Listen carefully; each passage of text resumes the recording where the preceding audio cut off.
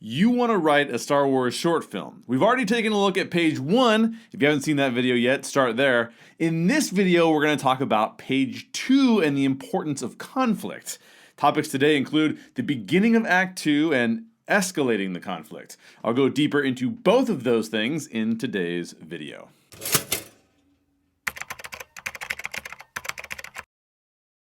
What's up, storytellers and Star Wars fans? I'm Sherer, author of the time travel novel Time Slingers and writer and producer of Star Wars Rivals, the Star Wars fan film. I've co-written 3 short films, co-produced 2 of those, and written around a dozen or so short film scripts. On today's video, I'm continuing our series on how to write a Star Wars short film. We've already covered the first page and a half of the script, but now it's time to dig into pages 2 and 3. If you want more details about the process of writing and producing science fiction and fantasy stories, subscribe to this channel and check out more of our videos. The first 1.5 pages, which we covered in the last video, really make up all of Act 1. And Act 1 was all about the setup. And we set up the tension. 2 sisters who are mourning the death of their father and now competing to become Master Kuthar's apprentice. We also set up that the 2 sisters were half-sisters, which we'll explore more here in part 2. Before we dig deeper into specifics, let's take a look at the finished film before we jump into the script. Here's the finished product of what was included in the portion of the script we'll be talking about today, pages 2 and 3.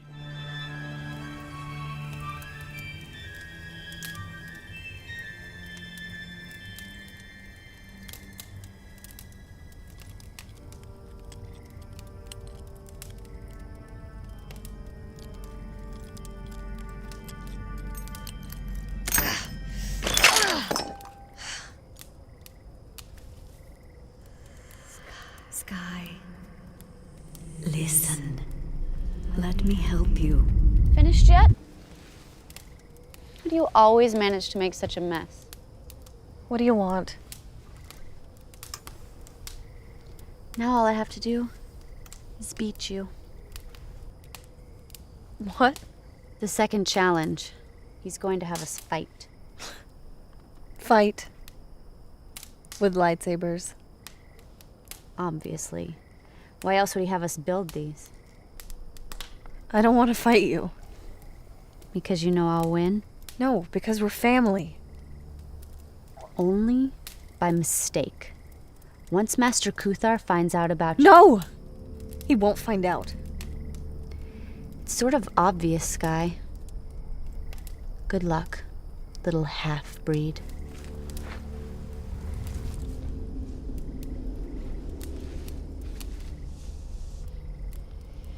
She wants to hurt you. I can help you, daughter. Don't hold back. All right, now let's jump into the script. Before, we left off at the top of page 2. At the top of page 2, the last thing that we heard was Sky and Kel were together, and Kuthar said to them, since neither of you has ever constructed a lightsaber, we'll start there, which is going to then take us into that portion of the show. We start out inside Sky's room, interior, Sky's room, night, INT stands for interior. We talked a little bit about that last time. And then we're starting in Sky's room, and it is nighttime. Sky's fingers grace a small blue crystal. She's intently hunched over a table, brow furrowed, puzzled. So she's having trouble, basically. Metal parts have been strewn across the table, all signs of a lightsaber hilt under construction. She grabs 2 pieces and forces them together. Snap, a piece breaks. Frustrated, she slams her hand down and sweeps it across the table, sending the parts flying. Angry and disappointed, she runs her fingers through her hair. So this is a picture of somebody who's very frustrated with this lightsaber construction. We get a voiceover from Sky's mother. Again, we don't see Sky's mother, but we hear her say, "Listen." So Sky snaps to attention, a little spooked, because this is kind of unusual for her. And we saw her mom's voiceover in this same way in part 1, on page 1. Sky's mother then says, "Let me help you." Now you'll notice that there's a little continued on this part of the script. That just means that the previous person who was already talking is continuing talking through or after the action. Sky squeezes her eyes shut like she doesn't really want this, and she shakes off the voice. And then Kel, who's off screen, that's what the OS means, says, "Finished yet?" So now Kel has appeared. Kel stands in the doorway, and surprised, Sky stands trying to block the view of all the debris on the table. Now you'll notice in the actual finished product, she doesn't stand at all. She just stays sitting and looks over her shoulder. So, like we said, not everything in the script ends up being on screen. The director, Ben Anklam, liked that shot and kept that shot. And it's not material to this particular part of the screenplay. Let's move on to page 3. Kel says, and you see it continued again here. Kel says, "How do you always manage to make such a mess?" Sky responds, "What do you want?" Kel grins and pulls out a polished, completed lightsaber. And we're adding to the tension here because the sisters are faced off against one another, and we know one of them has already completed the lightsaber. The lightsaber looks super cool, while the other sister is still working on hers. She's not done with it yet. There's already more conflict. Kel then says, "Now, all I have to do is beat you." Sky says, "What?" Kel says, "The second challenge, he's going to have us fight." Fight with lightsabers? Sky is not really believing this because she doesn't believe that a Jedi would have two sisters spar in this way. Kel says, "Obviously, why else would he have us build them tonight?" Now, granted, that line of the script slightly changed because Kel says, "Why would he have us build these?" And then you took out "tonight" there, so that's just a little bit of an adaptation to the script from the finished product. Sky, who's now a little bit shaken, says, "I don't want to fight you." And then Kel says, "Because you know I'll win."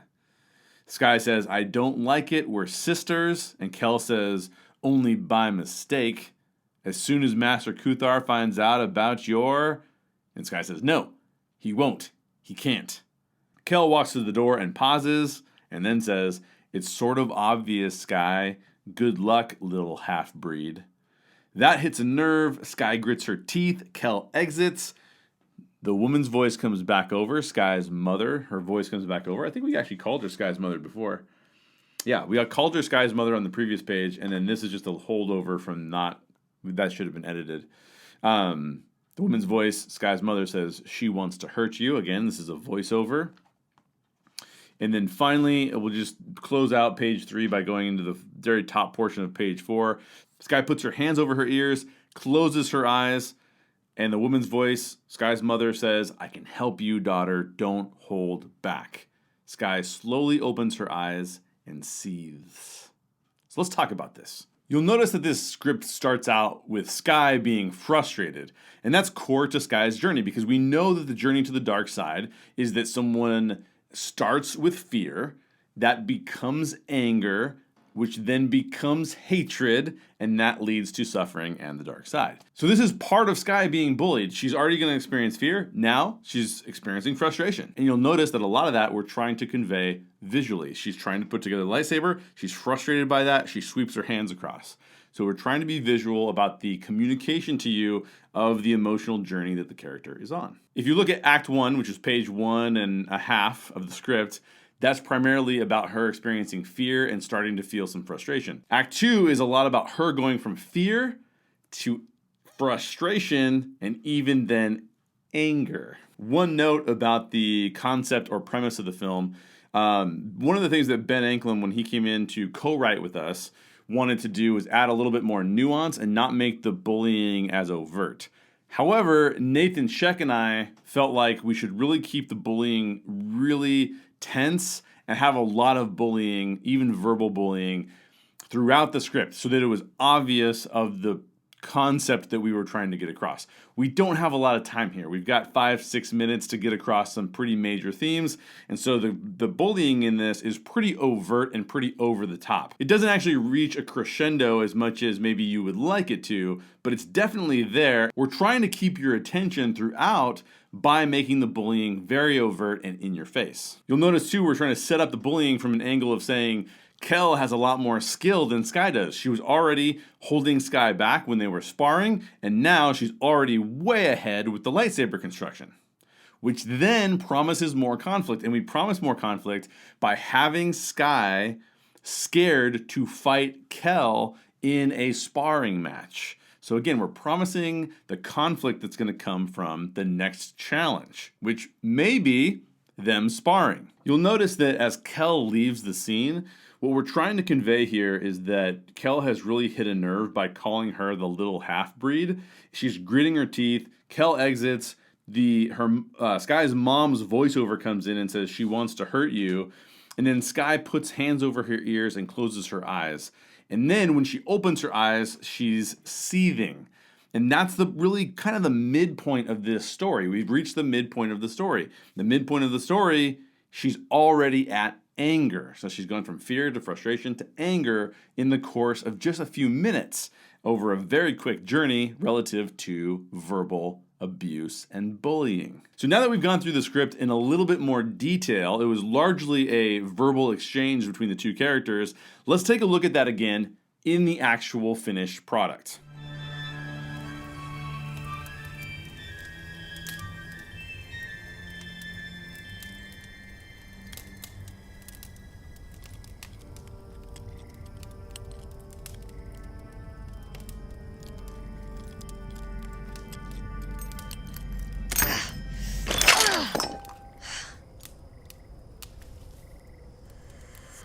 Sky, listen.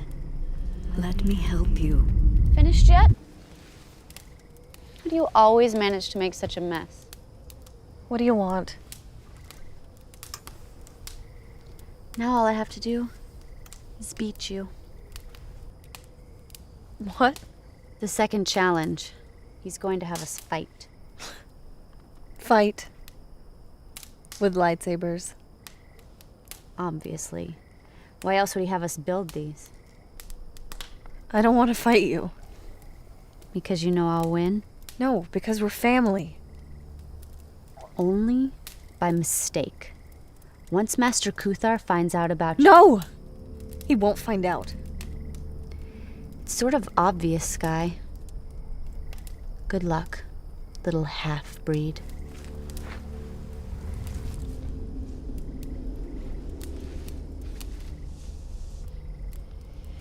She wants to hurt you. I can help you, daughter. Don't hold back. All right, now for today's takeaways. Conflict, conflict, conflict, and then add more conflict. Act 2 is all about conflict. Also, know your time limits. The bullying comes in fast because we don't have a lot of time to build up the bullying in a more subtle way. We're also promising more conflict. Sky's mom is involved, there's an upcoming fight that will potentially happen, and then we see that other lightsaber. Now, if you're watching closely, one of the things you didn't see in the script was a mention of that lightsaber at all. So in the script, in the original version of the script, we had Sky reaching towards a pouch, and inside the pouch you could see a little bit of the other lightsaber. But we actually lost that pouch when we were filming on location, and we switched locations, which means that we didn't have a pouch for her to reach into. And so at first, when we were going to film that scene, we thought, oh, it doesn't matter, we won't use that. And as a producer, so as a writer, there's not a whole lot that I can do in that circumstance because I've already handed the movie off to the director, Ben. But as a producer in that moment, I go, look, I feel like we really need to have the lightsaber on the table. So as she's reaching for it, we can see and we can foreshadow the fact that another lightsaber exists so people don't go, where did this other lightsaber come from at the end of the second act? So it's not in the script, but it was instrumental. It was in the original script. It was taken out, but we put it back in when we were filming so that we could foreshadow the use of a second lightsaber. Just things that happen on location when you're trying to film. We lost the pouch. We had to come up with an alternative way of foreshadowing that there was another lightsaber. You'll also notice that we're trying to use our space on the page as wisely as possible.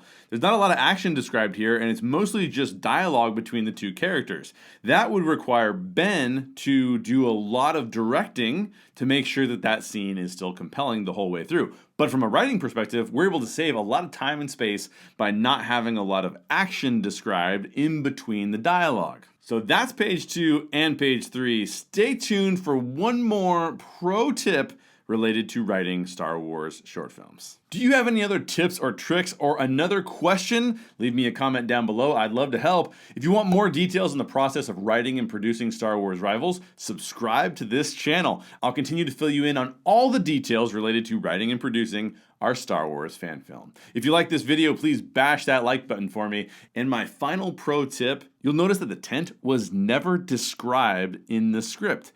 We had to rely on the director and the production designer to have a conversation outside of the script to really nail in the details relative to that tent. Of course, we had to save money too because we wanted to be able to create that tent without having to spend too much money on it. So fantastic production design, and Ben did a good job of guiding that production design the whole way through. Also, the other cool thing, Ben and the production designer were showing Nathan and I concepts, because we were the producers, as they were developing those designs. Stay tuned for the next page of Star Wars Rivals and more of how it was produced.